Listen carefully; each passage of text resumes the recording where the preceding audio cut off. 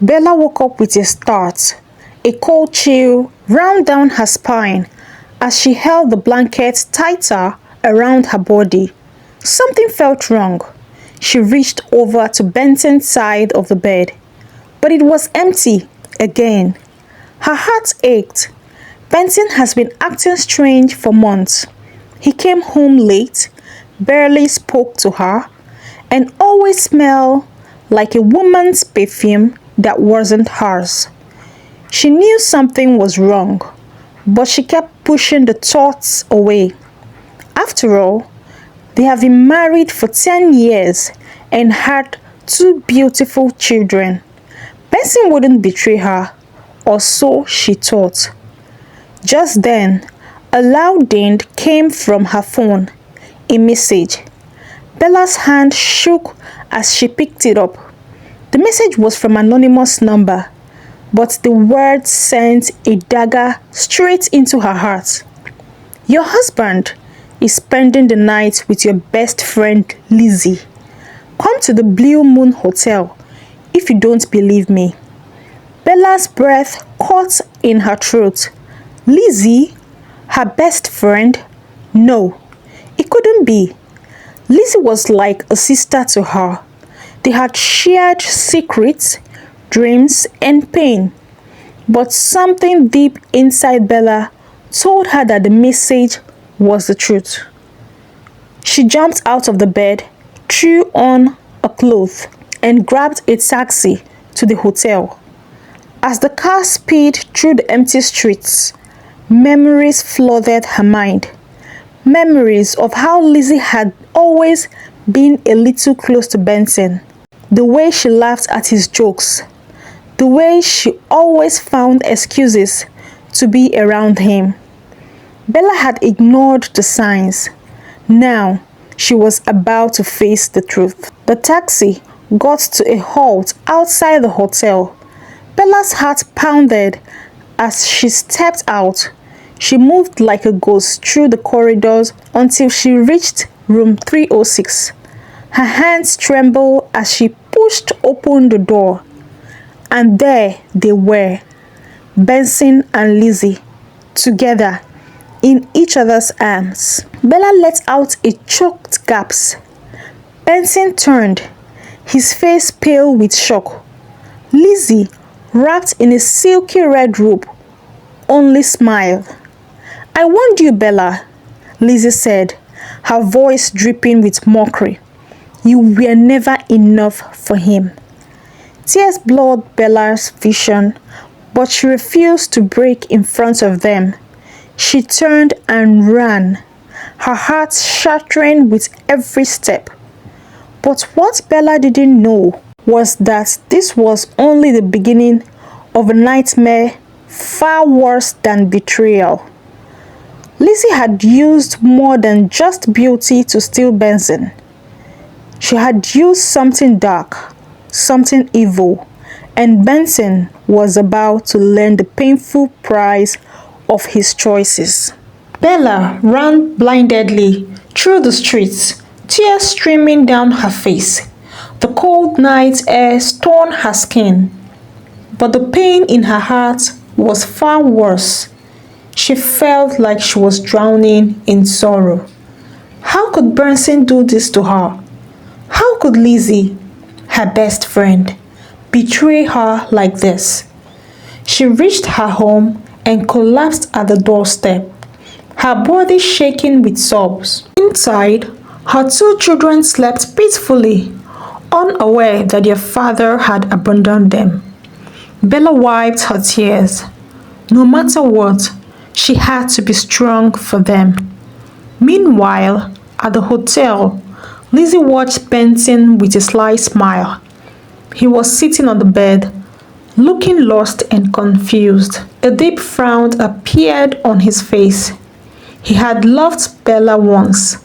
He knew that, but now he couldn't understand why he felt so drawn to Lizzie. Come here, my love, Lizzie said, reaching for a small black pouch hidden under the pillow. Benson obeyed without question. His mind felt foggy.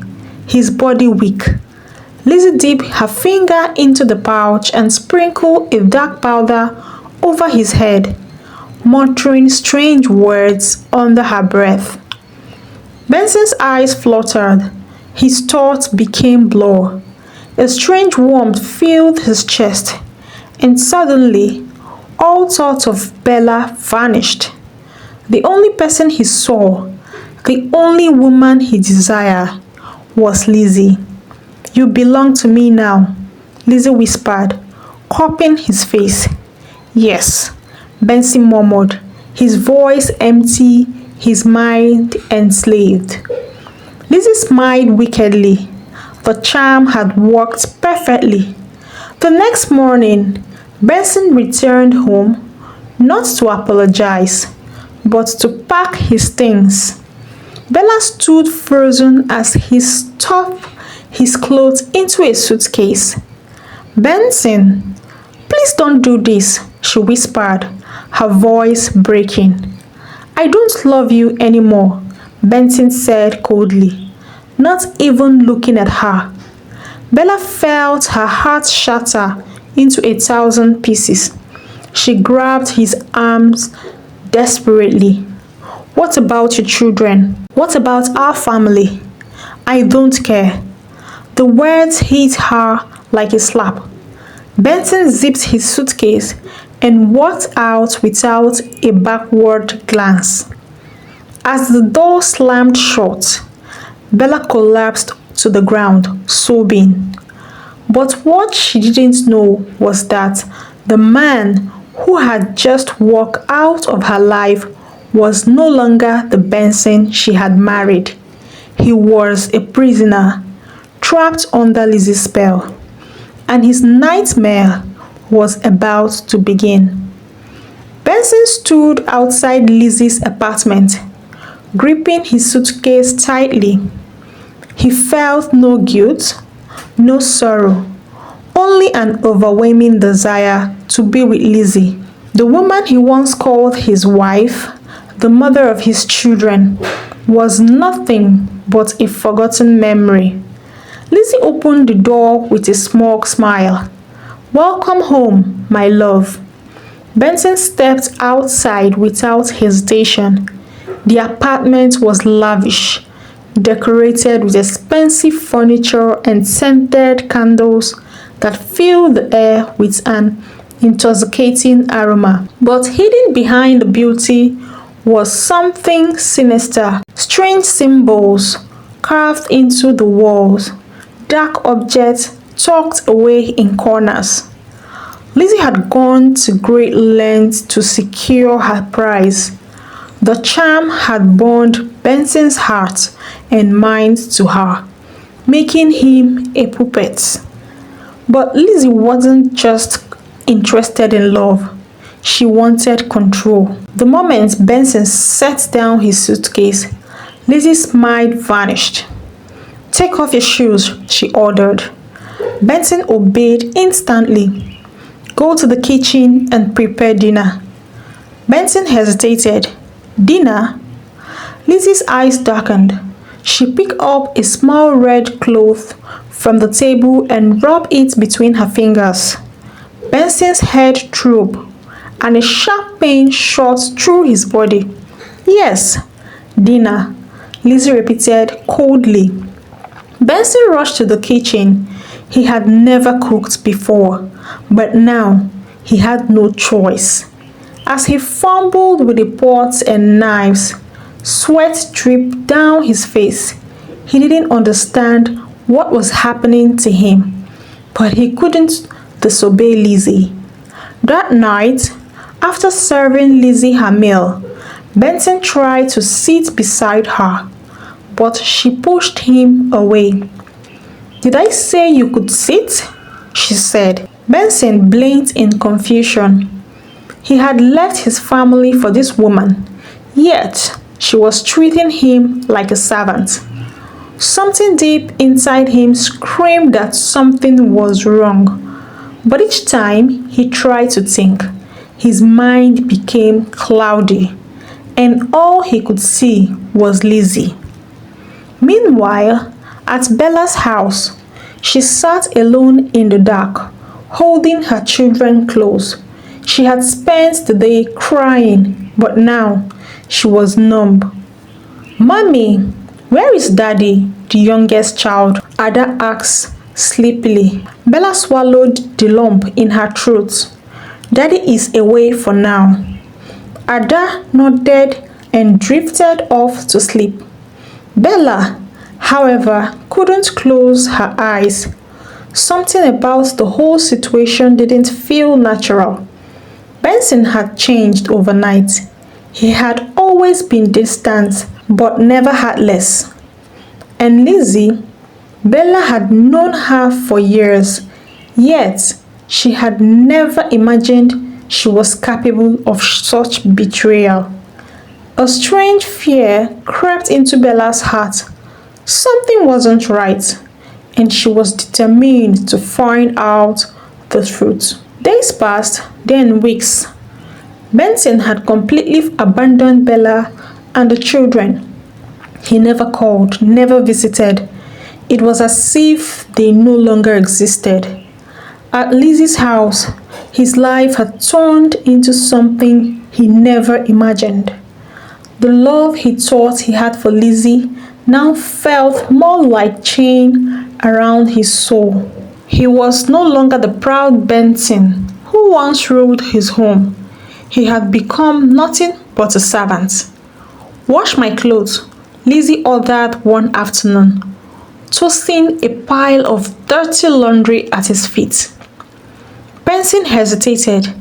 "Lizzie, Before he could finish his sentence, Lizzie reached for the small red cloth again. The moment her finger touched it, a sharp pain shot through Benson's head. "Ah!" He clutched his temple, gasping for breath. Lizzie smiled. "Wash my clothes." "Yes, Lizzie," Benson mumbled, his body moving on its own. At that moment, a flash of memory tried to surface. Bella smiled, his children's laughter, but just as quickly as it came, it disappeared. The spell was too strong. Meanwhile, Bella had not given up. She had spent the last few days praying, crying, and searching for answers. Something told her that Benson wasn't acting on his own. She had seen how his eye looked empty when he left, like a man trapped in a dream. One evening, she visited an elderly woman in the village known for her wisdom. Her name is Mama James. The old woman listened to Bella as she poured out her heart to her, telling her everything that had happened. When Bella was done, Mama James' face grew serious. "Your husband is under a spell," she said finally. Bella's heart pounded. "A spell?" Mama James nodded. Lizzie did not just seduce him. She used dark powers to bind him to her. He no longer thinks for himself. He is a prisoner. Tears welled up in Bella's eyes. "Is there a way to save him?" Mama James sighed. "There is always a way, but breaking such a spell is dangerous. Lizzie will not let him go without a fight." Bella straightened her shoulders. "I don't care. I want my husband back. I want my children to have their father again." Mama James studied Bella for a moment before nodding. "Then, prepare yourself, my child. You are about to go to war." Back at Lizzie's house, Benson stood by the kitchen sink, washing dishes like a common houseboy. His hands were rough, his back ached, and his spirit felt empty. As he washed a plate, a single tear rolled down his cheek. He didn't know why he was crying. Somewhere deep inside, a part of him was still fighting. And soon, A battle far greater than he could imagine was about to begin. Bella left Mama James' house with renewed determination. If Lizzie had used dark magic to take Benson, she would do whatever it took to break the spell. She had lost him once, she would not lose him forever. That night, Bella knelt beside her bed, her children sleeping peacefully beside her. Tears streamed down her face as she whispered a desperate prayer. God, if there is still a part of Benson that belongs to me, help me bring him back. Meanwhile, in Lizzie's house, Benson lay on the cold floor of the living room. He wasn't allowed to sleep in Lizzie's bed anymore. At first, she had treated him like a king, but now he was nothing but a servant in his own house. Wake up! Lizzie's sharp voice jolted him from sleep. Benson struggled to his feet. His body ached from exhaustion. I need money, Lizzie announced, tossing a piece of paper at him. Withdraw everything from your account tomorrow. I need to travel. Benson blinked in confusion. But that's all I have left. Lizzie's eyes darkened. She reached into her pocket and pulled out the coarse red cloth. The moment she rubbed it between her fingers, Benson's head pounded. He dropped to his knees, clutching his calls. I said, Lizzie whispered, withdraw everything. Yes, Lizzie, Benson said, his body shaking. Lizzie smiled. Good. Now, mop the floor before you sleep. As Benson picked up the mop with trembling hands, a single thought echoed in his mind. Is this the life I left my family for? At that moment, something deep within him stirred. A memory, faint but persistent. Bella's voice. Benson, you are better than this. The moment was brief, but it was the first crack in Lizzie's spell. And back in Bella's house, Mama James had already started working. She sat before a flickering candle, grinding strange herbs and whispering ancient words. The battle had begun. The fight for Benson's soul was underway, and Lizzie had no idea what was coming. The next morning, Bella woke up feeling stronger than she had in weeks. She had spent the night in prayer, and Mama James has given her special herbs to burn in her home. These will weaken the evil controlling Benson, the old woman said. Bella lit the herb, allowing the thick smoke to fill the air. As she did, she whispered her husband's name, calling him back from the darkness. Miles away, in Lizzie's apartment, Benson was on his way to the bank when something strange happened. His chest tightened and his head throbbed. A sudden dizziness washed over him, forcing him to stop walking. He gripped a nearby pole, his vision blurring. Then, like a forgotten dream, Bella's face appeared in his mind. Benson, you are better than this. His heart pounded. Why did he feel like he was supposed to be somewhere else? Why did the image of Bella and his children make him feel like he was missing something important? Benson, Lizzie's sharp voice snapped him back to reality. She stood beside him, glaring. What are you doing? Hurry up and get the money. Benson's blink. I don't feel well. Lizzie's expression darkened.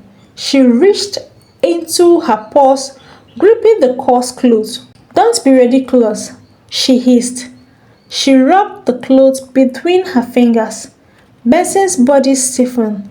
The pain in his head returned, stronger this time. His mind became cloudy again, and just like that, The thought of Bella faded.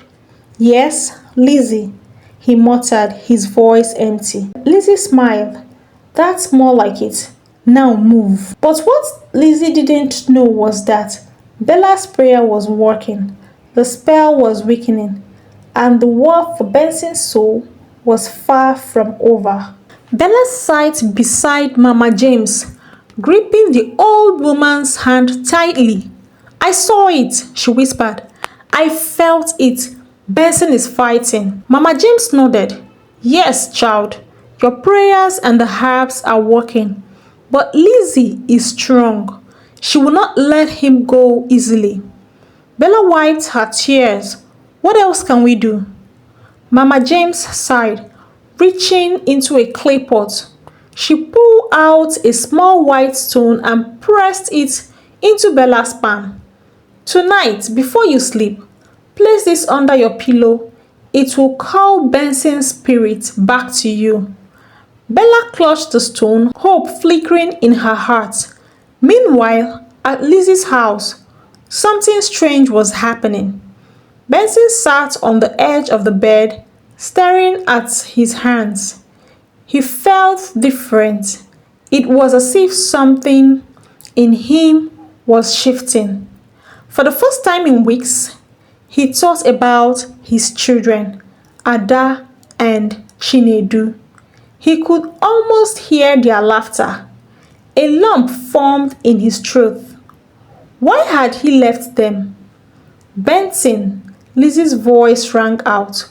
He turned to see her standing in the doorway, her eyes narrowed. What are you thinking about? She demanded. Benson opened his mouth but hesitated. Something told him not to say Bella's name. Nothing. Lizzie didn't look convinced. Slowly, she reached into her pocket for the red cloth, but this time, when she rubbed it between her fingers, Benson felt less pain. The spell was weakening. Lizzie frowned, noticing his reaction. She clenched her jaw. You are sleeping, Benson, she muttered under her breath. I need to fix that. That night, as Benson lay in bed, he had a dream. He saw Bella standing in the field of light, holding his children's hands. She stretched her arms towards him. Come home, she whispered. Benson's heart pounded, and for the first time since leaving, he wanted to.